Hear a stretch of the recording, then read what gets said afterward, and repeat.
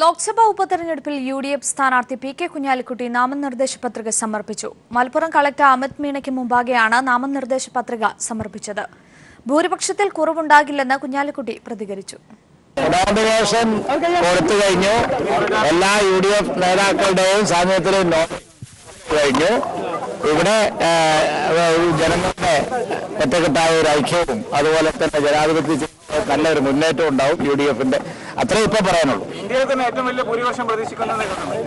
അതൊക്കെ നമ്മൾ വന്നിട്ട് ഭൂരിപക്ഷത്തിന് മോശമൊന്നും ഉണ്ടാവില്ല. അത്ര പറഞ്ഞു. ഓക്കെ.